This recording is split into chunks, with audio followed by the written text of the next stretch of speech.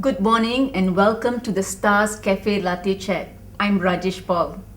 Today's topic of our discussion is who is our successors for Lee Chong Wei, the king of badminton, and Nicol David, the queen of squash.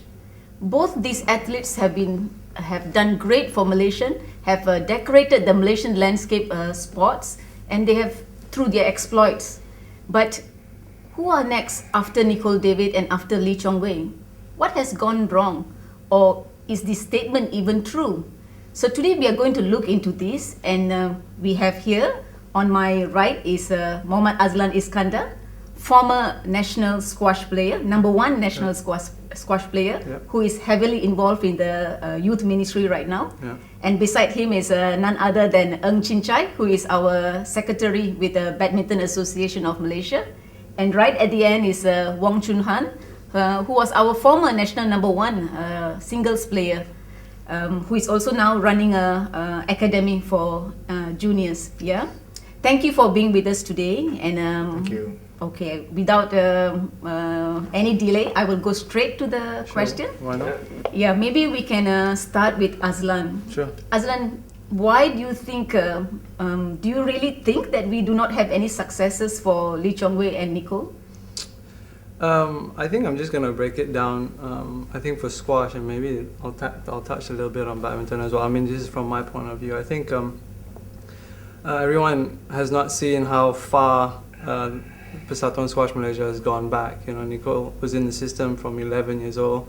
It was with my batch, and it was with Beng Hee. And actually, if it wasn't for Beng Hee, I don't think any of us would have turned professional, because he actually was the first Malaysian who considered a squash professional as a profession. You know, and when he opened the doors, I think that's when players like Nicol, myself, and etc. started following the door. And the thing is, Nicol's done a huge amount of work, but back in the day, just remember, squash was really small. No one knew what it was. No one knew pretty much what it was. SRAM had a small amount of allocation, and they pumped it. So they put all the eggs in a few baskets. They sent all the players abroad, and pretty much, you know, Nicol, through, I think she's one in a billion. You know, what she has is just not everyone has that. You know, she won every single junior age group. Just by going through those motions, he already knew that she was going to be one of the greatest players in the world. And of course, Beng Hee winning the World Junior Men's Championship as well. I think he opened and he paved the door for a lot of the players. I think almost a little bit like Chong Wei and Choong Han. You know, I think Choong Han started everything as well, if I'm not mistaken. Of course, it was the Sidet brothers, etc., etc. But badminton has had a whole history. So therefore, the chances of making it successful was a lot higher. So I think in every sport in the country, you need really athletes who open the door first. And then the system that really makes it work. So I think going back, I think it just takes time. I think for squash, we're trying to find what works for us. I think the problem was squash just sent all their players abroad, got good coaches, but now the problem that we're dealing with is that we've got the same amount of money, but now it's spread out through 20 players. So I think it's not just the money. I'm not saying it's, you know, the better funding, but what I'm saying is that I think a system needs to work for Malaysia, not what it worked for Malaysia back then.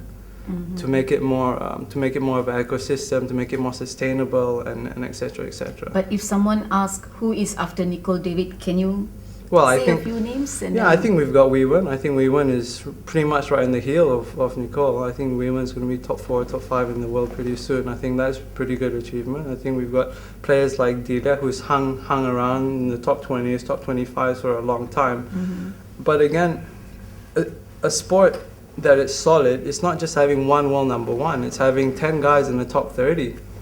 You know, and I think that's when a real pool of really good players. Now squash hasn't had the chance to do that, you know, for the men's as well. I think now, everyone realizes that, you know, I think after I retired at 10, Beng Hee's dropped off into the 30s and stuff like that, but that's through just the years of him being in the circuit. Now, you have to realize that Persatuan Squash is looking at getting more players in the top 100 first, and then letting that group work together, and they're all young boys, you know. But the problem is all of them lose interest after 20, 21, you know, because it's a sustainability of just training and earning very little. So again, I think there's got to have some compromise on that. Yeah. Okay, Azlan, thank you. Maybe we'll go to Chinchay. Maybe you can just give in a brief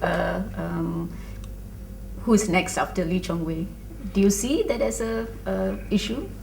To find a next Lee Chong Wei in the next few years, I think we do not see such a person yet, because sports is at the highest level is actually about talent. So generally, the top sportsmen like Nicol and Chong Wei, they are not only made, but they must be born. See, in sports, you must born with some very good talent, and then with hard work, you are then made into champions. So in the next few years, I do not see, in badminton at least, a person of the caliber of Chong Wei.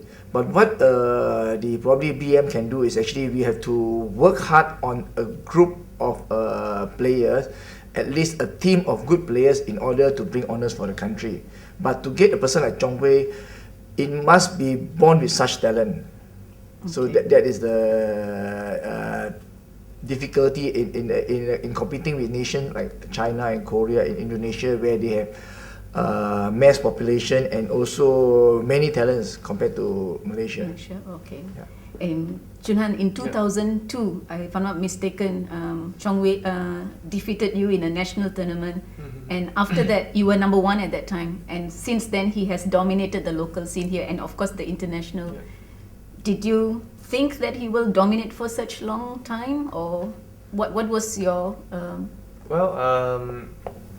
of course, I think sometimes you will not see the endurance of a player until you really sees it happen.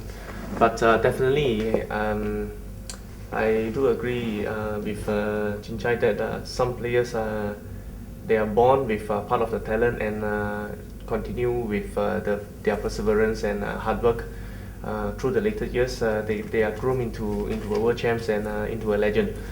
And but at the same time, I also think that at the short distance of time, that we do not have the next Chong Wei yet. And also, of course, it's also unfair sometimes that when Chong Wei reached such a height in his career, and it's difficult to compare everyone after him. Okay. And there's always a discount on everyone's perception on all the other players compared to Chong Wei. So I will also think that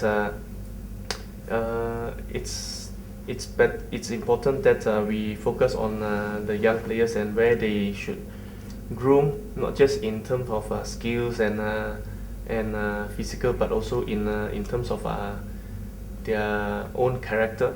Okay. To act and be like a champion, even though they are not.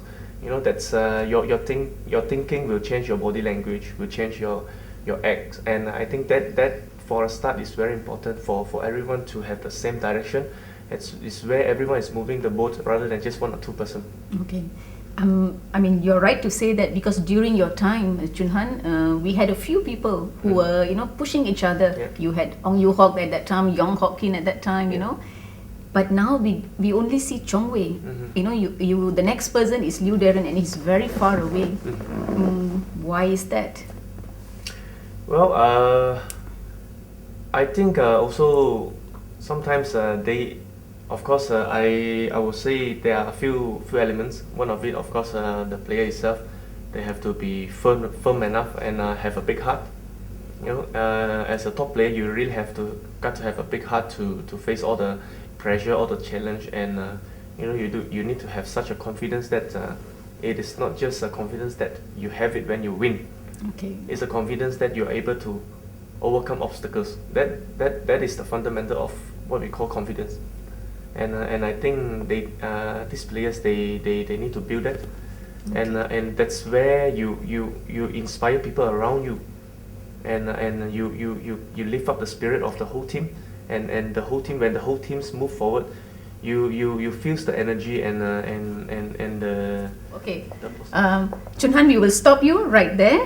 We will continue after that regarding the future generation of our athletes. We will take a short break and we will be back after this. Thank you.